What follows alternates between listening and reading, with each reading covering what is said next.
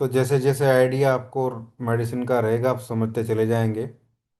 Disease है acute glomerulonephritis, AGN। Acute glomerulonephritis क्या है, सबसे पहले ये समझना जरूरी है।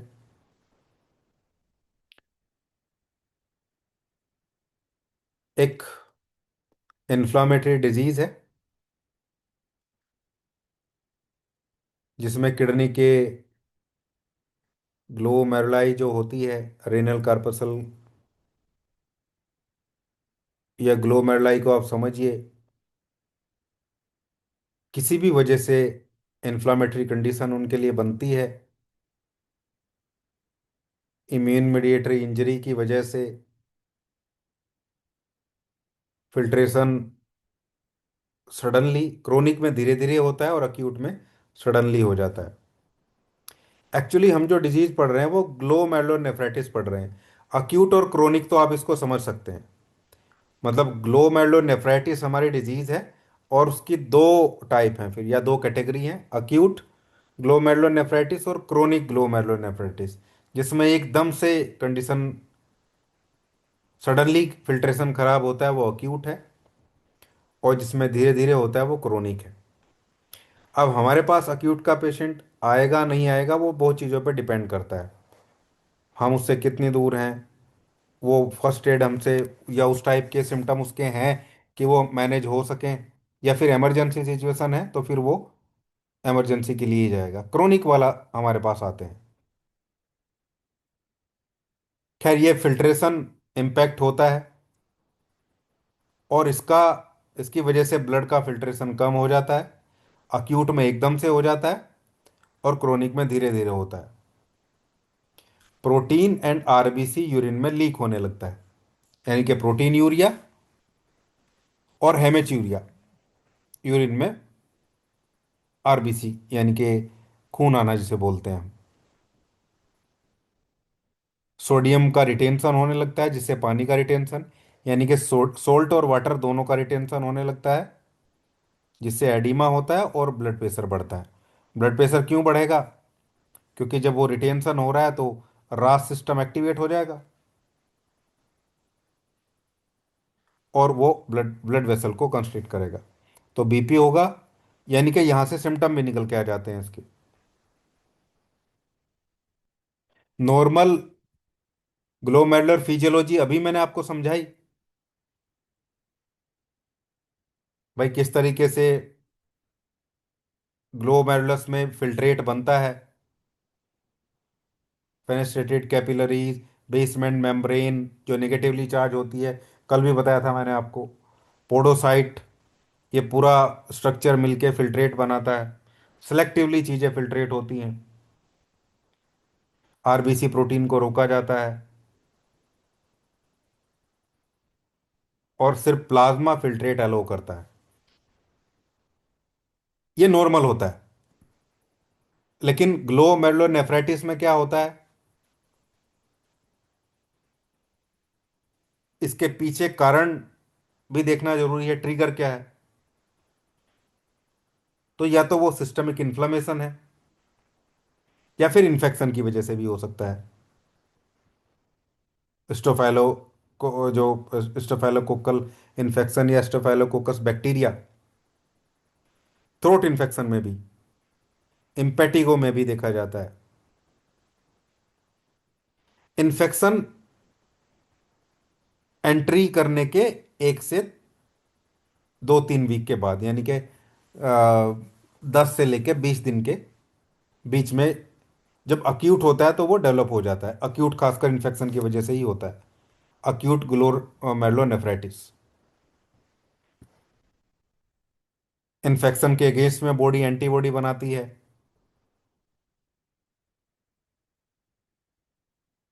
एंटीस्टोफाइलोकोकल एंटीबॉडीज।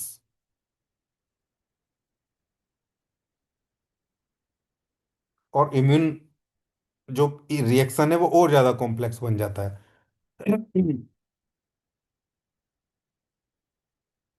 इस कॉम्प्लेक्स डिस्पोजिशन की वजह से ही पूरा ग्लोमेरुलर जो मैकेनिज्म है वो डिस्टर्ब होता है, और उसके रिजल्ट में न्यूट्रोफिल्स माइग्रेट कर जाते हैं, मैक्रोफेजेस वहाँ पे अटैक होता है या अट्रैक्ट हो जाते हैं, और इन्फ्लामेशन जो है वो ट्रिगर हो जाती है, इन्फ्लामेशन ऑफ ग्लोमेरुलस। जो कैपिलरी वॉल है वो थिक हो जाती है इन्फ्लामेशन की वजह से, बेसमेंट मेम्ब्रेज मेम्ब्रेन का जो काम है वो कम हो जाता है या डैमेज होने लगती है या डैमेज हो जाती है।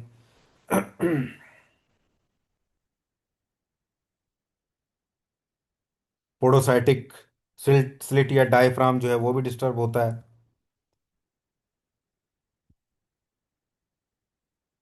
तो स्वेलिंग बढ़ने से और पूरा पोडोसाइटिक डायफ्राम डिस्टर्ब होने से जो फिल्ट्रेशन सरफेस है वो रिड्यूस हो जाएगा, परमेबिलिटी बढ़ जाएगी, यानी कि वो चीज़ें पास होने लगेंगी उसमें से जो नहीं होनी चाहिए, फिल्ट्रेशन फेलियर हो जाएगा, जीएफआर रिड्यूस होगा, परमेबिलिटी बढ़ने से यूरिन का आउटपुट बढ़ जाएगा, ओलिगोयूरिया,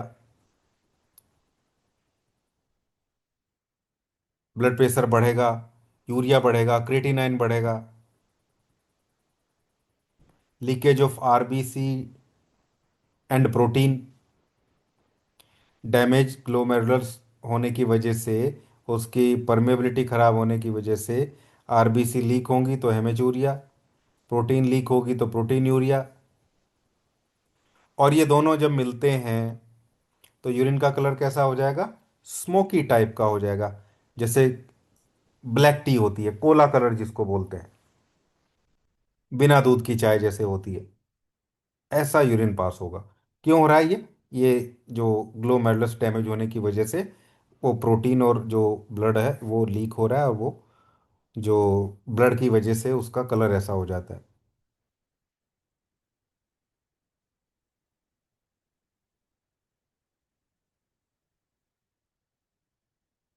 तो क्रोनिक ग्लोमेरुलोनेफ्राइटिस का कारण है सिस्टमिक इन्फ्लेमेशन, जो धीरे धीरे डेवलप होती है।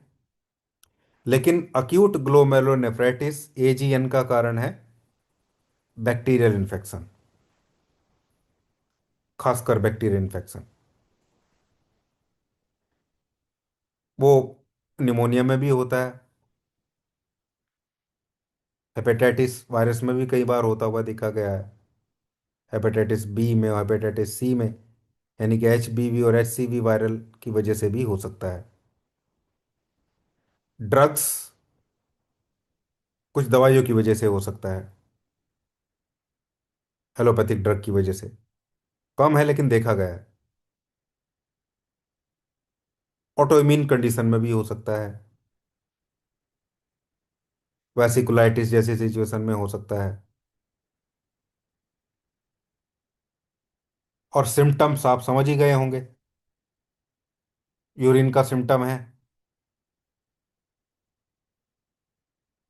डार्क कलर का यूरिन, एडिमा है, फेस पे स्वेलिंग, लेग में स्वेलिंग, क्योंकि प्रोटीन लॉस भी हो रहा है तो प्लाज्मा उनका प्रेशर भी डाउन होता है, उससे भी स्वेलिंग बढ़ती है। हाइपरटेंशन, रास के एक्टिवेशन की वजह से और फ्लूइड ओवरलोड होने की वजह से बीपी बढ़ेगा। सिस्टमिक मैनिफेस्टेशन क्या आएगा? हेडेक, क्योंकि बीपी बढ़ा हुआ है, नोजिया, वोमिटिंग, क्यों? क्योंकि यूरेमिया है, यूरिया बढ़ेगा, क्रेटिनाइन बढ़ेगा तो नोजिया और वोमिटिंग आएगी, फटीग होगी, क्रोनिक फटीग हो जाएगी। तो अगर पेशेंट को ये सिम्टम आ रहे हैं जो मैंने अभी आपको बताए हैं, तो क्या टेस्ट कराने चाहिए? अब डायग्नोसिस की बात करते हैं। ये तो मैंने आपको बताया पैथोफिजियोलॉजी, जो आपने अभी रिलेट भी करी होगी, और सिम्टम, पैथोफिजियोलॉजी के बेस पे ही सिम्टम डेवलप होते हैं। तो क्या टेस्ट कराया जाना चाहिए? तो पहला टेस्ट है यूरिन एग्जामिनेशन। क्या डिटेक्ट कराने के लिए? प्रोटीन यूरिया और आरबीसी को डिटेक्ट कराने के लिए। दूसरा है ब्लड टेस्ट, ब्लड टेस्ट में क्या है? KFT, किडनी फंक्शन टेस्ट, जिसमें आपको देखना है सीरम क्रेटिनाइन, ब्लड यूरिया, खासकर ये दोनों चीजें।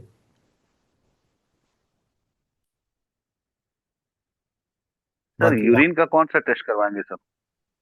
यूरिन एग्जामिनेशन, यूरिन में यूरिन कौन सा एनालिसिस। है, रूटीन है या कल्चर? हाँ, यूरिन कल्चर भी करा सकते हैं, अगर बैक्टीरियल शक है तो कल्चर करा सकते हैं, नहीं तो routine urine urine analysis culture, कराइए। Routine urine. तो KFT है, CBC भी करा सकते हैं। KFT और CBC दोनों ये तो जरूरी है। बाकी जो आप अपने लेवल पे डायग्नोस करेंगे वो ब्लड प्रेशर है पेशेंट का, और जो साइन और सिम्टम आपको नज़र आते हैं वो भी डायग्नोसिस में ही आते हैं। क्रोनिक अगर किसी को है तो आप अल्ट्रासाउंड भी कराइए। किडनी का साइज कई बार किसी में सिकुड़ जाता है, छोटा हो जाता है, उस वजह से भी एक ग्लोमेरुलोनेफ्राइटिस होती है, तो अल्ट्रासाउंड करा सकते हैं। अगर वो क्रोनिक है, पोला बहुत दिन से ऐसा होता है मेरे साथ, कभी होता है कभी चला जाता है। लेकिन ध्यान रखिए, अक्यूट वाला केस अगर आप हैंडल कर पा रहे हैं कुछ दिनों में, 2-4 दिन में, तो ठीक है, नहीं तो उसको खींचिए मत अगर वो अक्यूट है, क्योंकि किसी भी दिन उसको इमरजेंसी की रिक्वायरमेंट, इंटेंसिव केयर की रिक्वायरमेंट पड़ सकती है किसी भी दिन, खासकर स्वेलिंग ज़्यादा होने से। हार्ट के जो कार्डिक जो प्रॉब्लम है वो बढ़ सकती है उसकी। अक्यूट रेनल फेलियर जिसको बोलते हैं।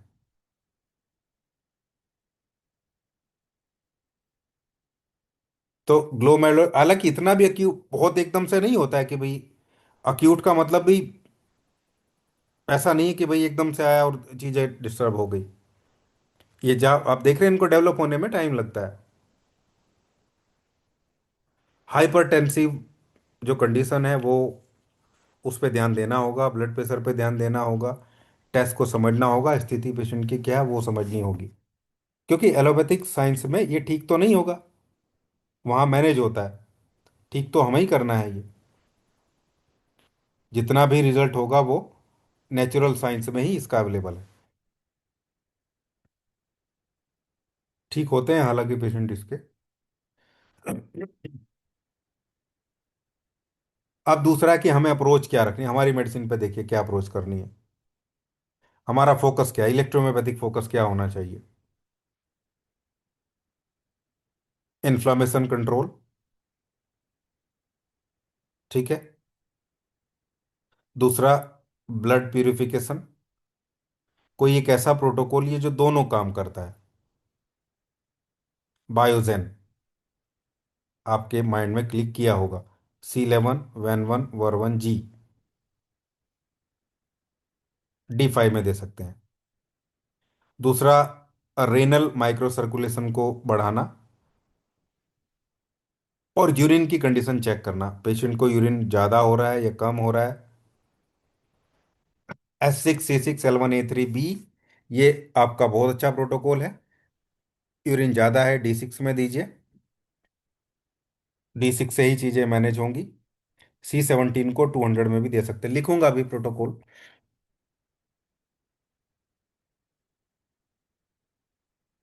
तो आपको ब्लड और लिम्फ की रेमेडी, सिस्टमिक इन्फेक्शन को ठीक करने वाली remedy, renal remedy, lymphatic remedy L1 में है ही हमारी, और जो सपोर्टिव रेमेडी है वो चलानी है। होम्योपैथी में लोग सर एक और क्वेश्चन, सर एक और क्वेश्चन मेरे जहन में आया सर कि सर सीबीसी अभी में आप क्या पढ़ा क्वेश्चन हुआ को मैंने? अपने अपने अब अभी रोकिए सर, मैं पढ़ा रहा हूँ, उसको पूरा कर लेने दीजिए पहले, लिख लीजिए अच्छा। कहीं पे।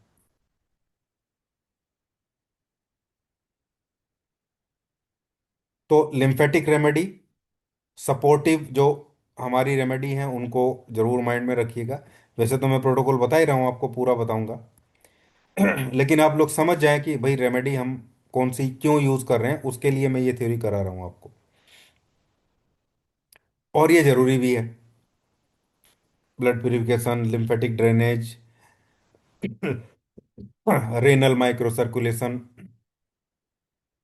और इन्फ्लेमेटरी कंट्रोल, क्योंकि जब आप डिजीज की पैथोफिजियोलॉजी आपने समझ ली है, तो अब आपको केवल इतना भर देखना है कि आपकी कौन सी रेमेडी है जो जिनका एरिया ऑफ एक्शन ये आएगा, जो जो हम देख रहे हैं अभी। और मोड ऑफ एक्शन उनका इस तरीके से रहे। मोड ऑफ एक्शन के लिए आप उनका डायल्यूशन सेलेक्ट करते हैं कि भाई पेशेंट की कंडीशन क्या है।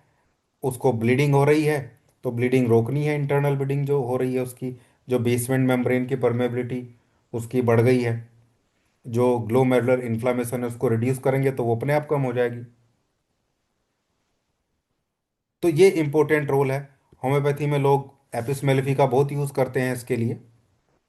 और ब्लड प्रेशर के लिए, खासकर ये जो ब्लड प्रेशर है इसके लिए होम्योपैथी में बेलाडोना दिया जाता है, जो इन्फ्लामेशन को भी कम करता है।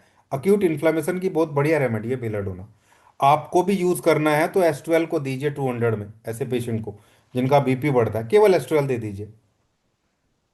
अक्यूट इन्फ्लामेशन है, बीपी है और हेडेक है, तीन चीज़ ध्यान रखिए आप। Acute inflammation, blood pressure high और हेडेक, S 12 200 सुबह शाम, या 30 भी दे सकते हैं। अक्यूट वास्कुलर कंजेशन को बहुत तेजी से रिड्यूस करती है ये प्लांट जो है। और हमारे पास भी है, होम्योपैथी में भी है। होम्योपैथी में बर्निंग को कम करने के लिए कैंथरिस यूज करते हैं हमारे पास। और हेमामिलिस यूज करते हैं ब्लीडिंग के लिए। हमारे पास तो एक ऐसी रेमेडी है जो कैंथरिस और तीन चार होम्योपैथिक रेमेडी का काम अकेला ही करती है। Blue electricity, haematuria with pain, burning urination, urinary tract inflammation, सब पे ब्लू इलेक्ट्रिसिटी काम करती है। और ऊपर से जो स्मोकी टाइप का यूरिन आता है, एल्ब्यूमिन पास होता है, उस पे भी बी काम करती है। होम्योपैथी में लोग टर्बेंथेना वगैरह देते हैं उसके लिए, जो जो रेमेडी है। बहुत मेडिसिन है उधर तो। एपिस मेलिफिका और बेलेडोना के अलावा बहुत सारी जो यूज़ करते हैं, सिम्टोमेटिकली बहुत सारी हो सकती हैं। तो तीन होम्योपैथी में कॉमन मान सकते हैं आप, एपिस मेलिफिका, बेलेडोना और कैंथरिस। बाकी हमारे पास तो प्रोटोकॉल है, गोल्डन रेमेडीज हैं। अब आती है, अभी लिख रहा हूँ प्रोटोकॉल, पेशेंट का डाइट और लाइफ स्टाइल। अक्यूट में भी, क्योंकि टाइम है, ऐसा नहीं कि वो एकदम से हो रही हैं चीजें। सोल्ट का रिस्ट्रिक्शन, नमक को कम कराइए, बंद कराइए, जिससे ब्लड प्रेशर और एडिमा कंट्रोल में राहत मिलेगी। प्रोटीन को बहुत कम कराइए, नॉर्मल डाइट रखिए। फ्लूइड का बैलेंस मॉनिटर करिए, कितना यूरिन पास हो रहा है, कितना पानी पी रहा है। और पेशेंट को रेस्ट करने के लिए बोलिए। लगातार काम करते रहेंगे तो रेनल फ्लो जो है वो डिस्टर्ब होगा। रेनल फ्लो ऑप्टिमाइज रहे उसके लिए पेशेंट कम काम करेगा, वो उतना ज़्यादा बेहतर उसके लिए रहेगा। अब हम आते हैं यहाँ, जो हमारा प्रोटोकॉल बनता है, जो मैंने अभी आपको बताई है वो सब चीज़ों के बेस पे, प्रोटोकॉल बेस पे ही आ जाते हैं। S 6 C 6 दोनों किडनी की रेमेडी हैं, क्योंकि फंक्शनल डिस्टरबेंस भी है और इन्फ्लामेशन होने की वजह से जो एनाटॉमिकल प्रॉब्लम है वो भी दोनों देखने को मिल रही हैं। तो अब S 6 और C 6 और L 1 और A 3 ये होगी आपकी प्यूरिफिकेशन, ब्लड और लिम्फ प्यूरिफिकेशन, लिम्फेटिक ड्रेनेज को बढ़ाएंगी। यानी कि ज़्यादातर जो मटेरियल है वो ब्लड में आ जाए फिल्टर होके। सिस्टमिक इन्फ्लेमेशन को भी रिड्यूस करती हैं। तो S 6 C 6 L 1 A 3 और ब्लू इलेक्ट्रिसिटी, इसको आप यूज़ करिए। मैं तो बोलूँगा D 6 से ही स्टार्ट करिए, D 6 से फिर नीचे की तरफ आते जाइए। D 10 से भी कर सकते हैं। सिम्टम के अकॉर्डिंग आप इसमें प्रोटोकॉल सेट कर सकते हैं, आपको कहाँ से स्टार्ट करना है। पूरा फिल्ट्रेशन डिस्टर्ब है इसमें इन्फ्लामेशन की वजह से। ये देखिए, inflammation of the glomeruli end of the small blood vessels, यहाँ पे इन्फ्लामेशन है। खैर अभी हम मेन सिस्टमिक इन्फ्लामेशन के लिए भी मेडिसिन चलाएंगे। ये हमारी पूरी रेनल फंक्शन को कंट्रोल करने के लिए, कहीं रेनल फेलियर ना हो जाए उसके लिए हम इसको चलाते हैं। यूरिन भी कंट्रोल करना है, बीपी भी कंट्रोल करना है, और पेशेंट को रेस्ट भी देना है, नहीं तो वो फेलियर की तरफ जा सकता है बिल्कुल।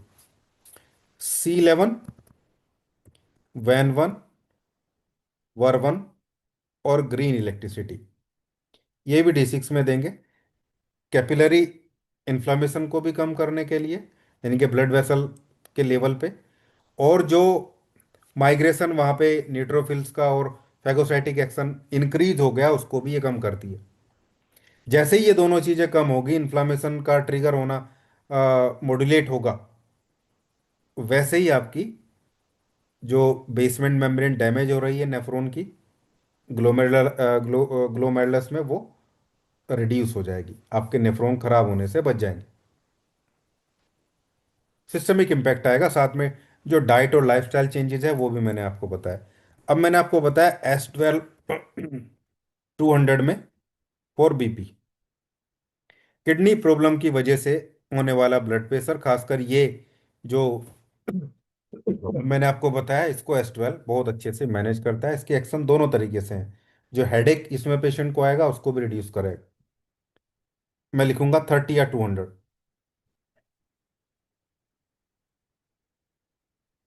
सिस्टमिक तरीके से बना हुआ डाइल्यूशन 30 या 200 में आप देंगे, दिन में 2 बार, 4 4 बूंदे, 5 5 बूंदे। बाकी ऊपर दोनों प्रोटोकॉल की 10 10 बूंदे आप देंगे।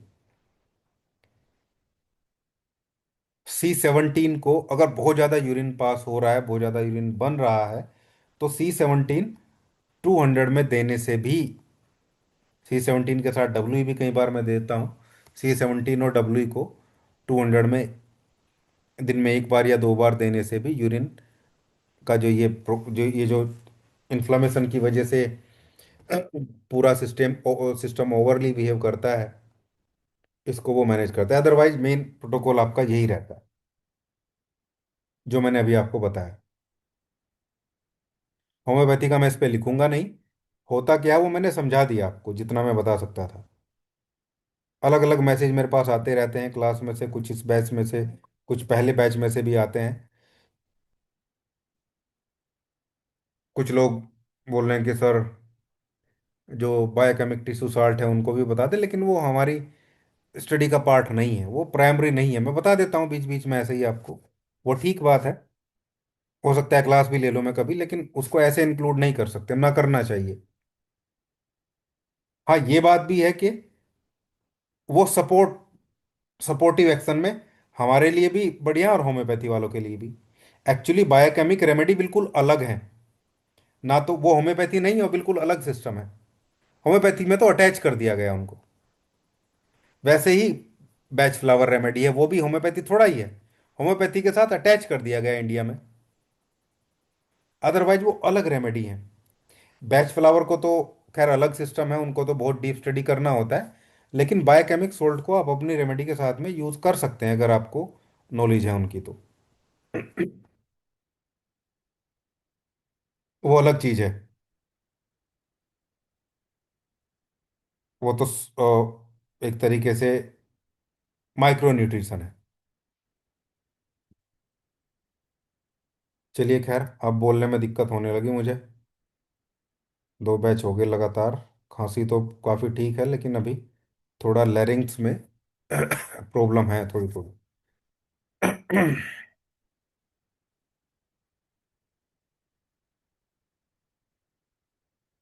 ये आप लोग लिखिए प्रोटोकॉल को, और ये स्क्रीनशॉट लेके ग्रुप में डाल देना इसको ज़रूर, कोई आप में से कोई भी एक।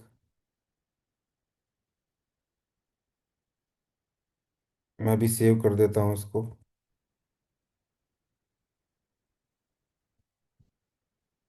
रास and glomerulus nephritis, acute chronic दोनों में यही देना है आपको। क्रोनिक में चाहे तो डायल्यूशन को थोड़ा और लाइटर पे D10 पे जा सकते हैं, नहीं तो ट्रीटमेंट यही रहेगा। ग्लोमेरुलोनेफ्राइटिस में यही चीज़ें चलेंगी। अब कल अपनी क्लास में कुछ और थ्योरेटिकल चीज़ें देखेंगे, और डिजीज़ या डिजीज़ को देखेंगे। डायबिटिक इंसिपिडस भी इसी से रिलेटेड प्रॉब्लम है, डायबिटिक इंसिपिडस, और एक और 2 डिजीज़ कर लेंगे। आज के लिए इतना ही रखते हैं। मिलते हैं नेक्स्ट क्लास में। Good night. नमस्कार।